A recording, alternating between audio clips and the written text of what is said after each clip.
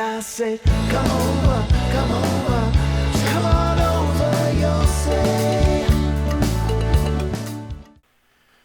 Good morning, ladies and gentlemen, and welcome to the Town of Portland podcast. I'm your host, Dave Kuzminski. With us in the studio is our First Selectman, Mr. Ryan Curley, on this gorgeously warm, hot April day. So, hi, Ryan. How you doing? I'm well. How are you doing, Dave? Good. You put on your sunblock today? I actually did put a little sunblock on today. It is bright and it is hot today. All right. Fantastic. Was that Russ that popped in here? No, I don't think so. Okay, I left the line open for him. So what do we got happening in the great state of Portland here, Ryan? Well, we have a lot of news today, so I'm going to go over all of these updates. The first thing, I do have some good news to announce. It is spring, and with that, we have a lot of sports starting up at our Portland Recreational Complex, and I'm pleased to report that the bathrooms are now open for the season, and also the water has been turned on at the Riverfront Park as well. So thank you to our Public Works crew for turning that water on. Yes. In fact, there's a lot of kids out here on the track for training today. I know, and I'll get to the track update in a little bit. Okay. But I think games start either this weekend or Monday, so perfect timing for that. Yep.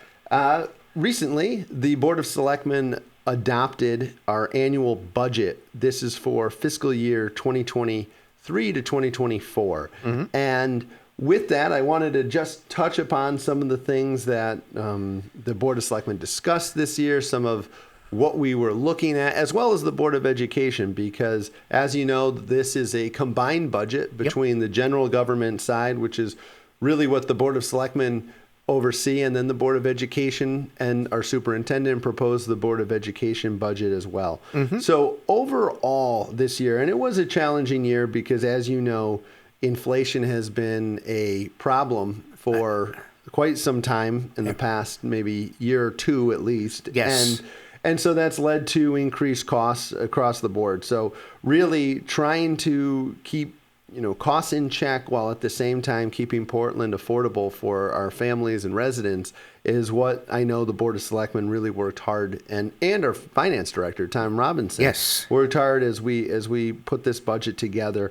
And so I believe that this is a good budget. I believe that it keeps all of our town services moving forward and able to operate fully, while at the same time keeping costs at increases at a reasonable level. This year, the combined overall increase in expenditures between the general government and the Board of Education was 3.49%. There was a 3.13% increase on the general government side, and a 3.49% on the Board of Education side, and a 3.35% increase overall. And for the folks listening, as far as what that would do, as far as property taxes and real estate taxes, it would equal a 0.83 mill rate increase, or it would be a 2.57% increase on the mill rate. So your mill rate from last year would be up by 2.57%, which I know is not ideal. We never want to raise anything on our residents, but unfortunately, it is just the nature of where we are at right now in 2023. The cost of everything is going up. So I do want to say at this point, so the Board of Selectmen unanimously adopted the budget at our last meeting, and now it goes to an annual town meeting, which will be held on May 1st, and then the following Monday is Monday, May 8th, and that will be the budget referendum. And ballots are available, absentee ballots are available in the town clerk's office now, starting Wednesday, this coming Wednesday, which is, I believe it's the 19th. Let me just double check that. Yes, Michael did say that the absentee ballots will be available next week. So. Yep, exactly. So Wednesday, April 19th, absentee ballots will be available, and then the polls will be open on Monday, May 8th, here at Portland Middle School from 6 a.m. until 8 p.m. And now this is a little different than an election where only registered voters in the town of Portland can vote. Here in a referendum, also property owners in town can vote as well. Right. So I'm hoping for a good turnout, and I hope that the voters of Portland will support this budget. We did work very hard on it, and we Yes, you did. believe it will keep Portland moving forward and give us the best chance of success for the next year to come. I do have some exciting news to announce. As you know, our longtime Portland Library Director Yes. is retiring on May 5th. Jan Nochek is retiring after, I believe, 20 years as our library director. Yes. Yep. And we wish her all the best. We'll be having some news as far as celebrations to come. But I am pleased to announce that we have hired a new library director. Her name is Jennifer Billingsley, and she's coming to us from the Russell Library just across the bridge over in Middletown. And so I'll just read this brief bio. For the last 6 years, Jennifer has been serving as the director of the Youth and Family Learning Department at the Russell Library. Prior to moving back to New England, she was a librarian in and around Chicago, receiving her master's degree in library and information science from the University of Illinois in Urbana-Champaign. So we are thrilled to have her. We're Nice. welcoming Jennifer. There's going to be a couple days of overlap so that Jan can kind of show her some of Yes. the ropes, and she'll be starting at the end of April. So we're looking forward to that. That's great. That's great. We had some recent news. I don't believe I announced it on our last podcast, but one of the projects that Susan Bransfield had been working on during her time was a solar panel project at the Brownstone Intermediate School.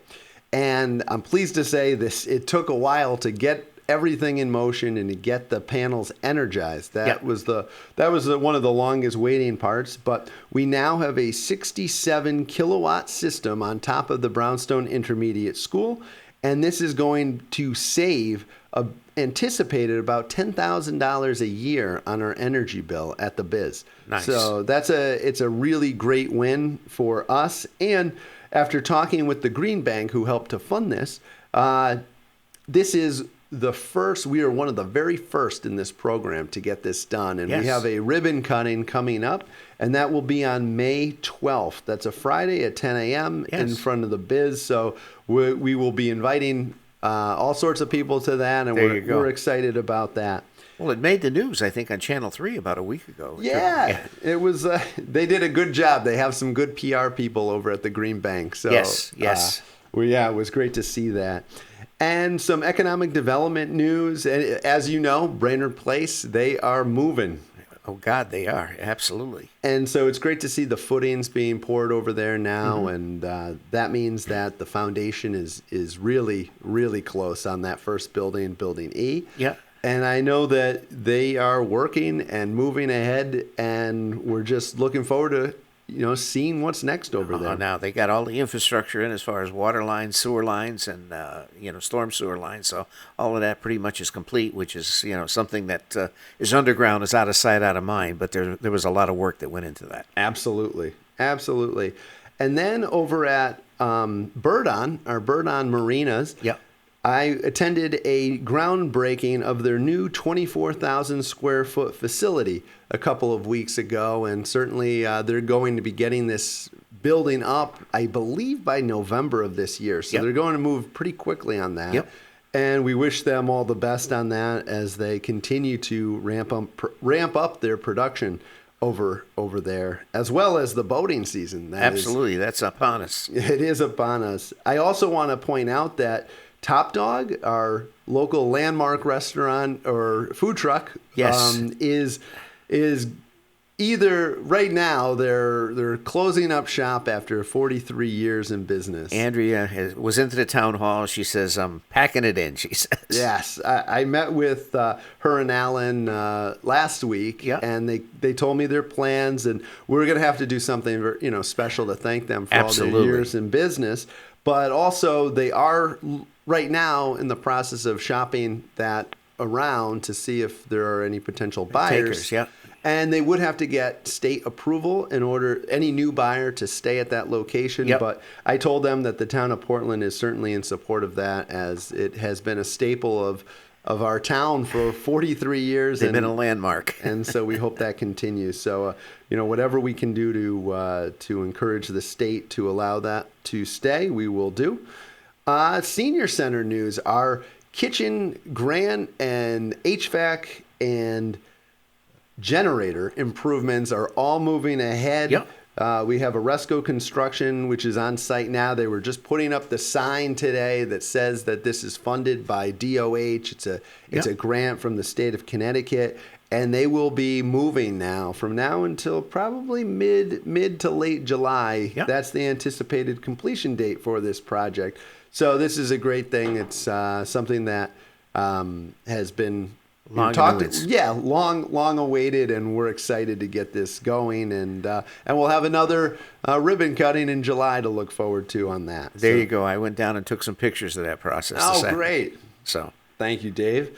And also our water search, as you know, Dave, I know you're very close to this, and GZA, which is our environmental engineering company, has identify 3 very strong potential locations for the best place to drill test wells in order to locate some underground wells that are high yielding that can supplement the water that we are currently receiving from MDC. And so this has been something that we've been working on for a few years.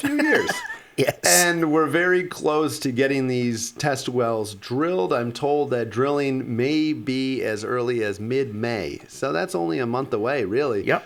And so we're really excited about that. That'll tell us a lot once we see what that capacity is. Yep. It took a lot of work to get to this. GZA did a lot of geophysical engineering studies.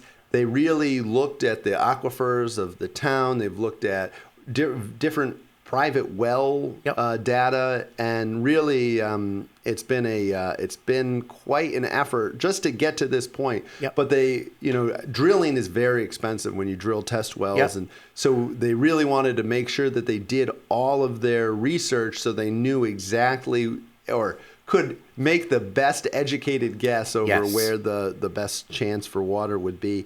And so we're looking forward to that. And we did have a meeting with the Department of Public Health last week. So we're keeping them in the loop because, after all, this is a grant that we did receive from DPH. So we're working with that. And I hope to have more news in upcoming podcasts. Nice. I also, do you have something to? No, I think that's long and awaited, and we're excited about that. And to have our own water supply is huge. It is, especially if you're reading the paper these days. MDC's having a little bit of trouble right now as well. So we'll continue to work on that and move ahead. And also, you touched on it a little earlier, Dave, but we are at Portland High School, and the track at the Portland High School is, I'm actually looking at it right now. Yeah, out the window. And I'm very happy to say that the voters of Portland did approve the allocation of funding for the replacement of the track at a special town meeting that was held late last month. And so what this does is now we are able to enter into a contract. The Board of Selectmen have now authorized me to enter into a contract on behalf of the town of Portland with Classic Turf, which is a Connecticut-based company out of Woodbury. And they will be installing a track as early as mid-June. Most likely, they guarantee to start by July 1, but there is a chance that depending on weather, if we get only days like today from now until then, they can get in there even earlier. And that's just based on their schedule. We'd like to have them in right now, to be honest. But they told us that once they get going, it's about 14 to 16 weeks for the construction of the track. So that'll get us into probably around October for when the track would be in a completed state. Now, this track is going to be a little different in the base. Runners won't notice anything, but the sub-base of the track is going to be a post-tension concrete as opposed to an asphalt track, which is what we currently have. And so while it is a little bit more expensive, the benefit to that is that this is anticipated to last much, much longer. And the company warranties the track for 20 years. And in all likelihood, the base is going to hold up for about 50 years, they say. Yes. So that is excellent, and it's something that I always want to give people something new to talk about. So once we can get going with this track, we can find something else to talk about. So Yep. I'm looking forward to that. Brownstone Avenue, our Brownstone Avenue remediation project, the initial phase, I'm very happy to say, has been completed. Yep. Enviro Consultants has completed their remediation of what they were charged to do. And the good news is that we actually came in under budget on the project, which is always good to see. There you go. And because of that, we have additional grant funds available to add additional scope to the project. And I had a meeting last week with our engineers, Ty and Bond, as well as Enviro, and we looked at the building. There's two buildings on the site, as you know, Correct. Dave. Yep, There's yep. one large building that is right on the road on Yep. Brownstone Avenue. And then there's a smaller building, I think it's about 1,000 square feet in the center of the property. It used to be the old scale house. Yes. Yes. So we are hoping to use our additional funds to remove that building. And basically the goal of this is to use all the remaining grant funds to make the property as attractive as possible for development. Sure. So we really want to get this producing revenue for the town of Portland, whether it be selling the property and getting it back on the tax rolls or by leasing the property and generating revenue that way. Sure. We don't know yet, but we know we want to make money off this, and we do believe it will be an economic driver for the town of Portland as it is prime real estate. Sure. So we're going to keep working on that, and there will be an RFP out later this year in search of that developer. But we really want to complete this. We want to keep going because, as I mentioned, we want to make this attractive. We want developers to see the potential here and want to invest. So those are the projects. I do want to touch upon, it is April, and we have so many great events coming up in town. Yes. So I did want to mention there's a pancake breakfast this Sunday, April 16th, for company number one. Is it this? Yes, it's this Sunday, I believe. Yes. Okay, Yes, you're it giving is. me a look, Dave. Yes, I said- I'm thinking. Is it normally a set? No, it's on Sunday. You're right. It's Sunday, yes. It's Sunday at company number one from 7 a.m. until 11 a.m. And so that's in support of our fire department. So please, I encourage everyone to attend. I hope to see you there. I'll be there. And we have the Kenny Fletcher Car Show is coming up at Valley Construction.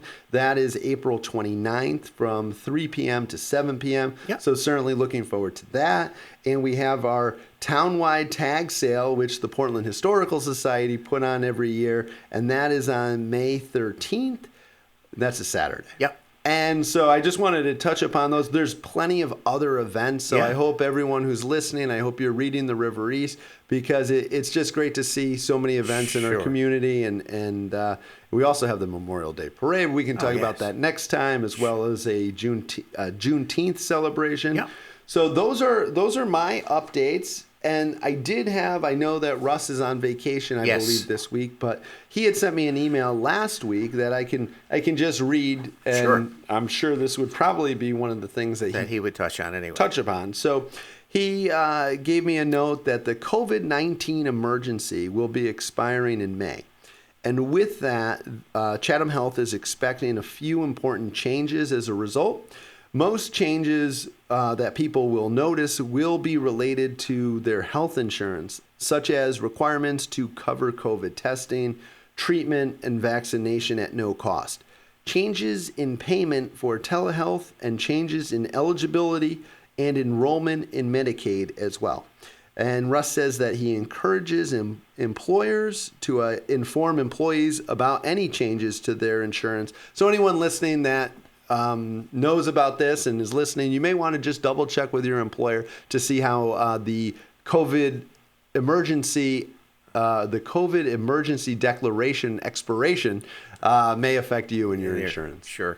So That's all I got, Dave. Well, that's great. Like I say, we're going to have the Memorial Day Parade coming up, and I think in May, I think the St. Mary's Car Show is also. That is in May. I did not put that down in my dates, but the St. Mary's Car Show is. We'll have to talk about that on the next podcast as well. Absolutely. Well, great. That's great, Ryan. Fantastic. Well, like I say, we're experiencing this spring break. Everything is happening up here. The parking lots are getting swept. The streets are getting swept, and everything is looking great as far as that goes. And we look forward to heading on into the summer with this abnormally warm April weather and so forth. But that's great. All right, ladies and gentlemen, this concludes our episode number 57 of our Town of Portland podcast, and with our first selectman, Mr. Ryan Curley. And again, I'm your host, Dave Kuzminski, and we are here in our Town Tech Educational Podcast Studio at Portland High School. So until next time, stay safe. After today, stay warm. And we'll see you next time. Thanks so much. Thank you for joining us today. I'm your host, Dave Kuzminski. Please tune in every week for new and relevant conversations about the town of Portland. You can find us at portlandct.org or at YouTube/Town of Portland, and now wherever you listen to your podcasts. If you've enjoyed our podcast, please consider subscribing and sharing with friends. This podcast was produced by the Town Tech Educational Partnership Program, which is a partnership between Portland High School and the Portland Town Hall. If you're looking to start a podcast for your business or organization, check out towntech.org/podcast to learn more.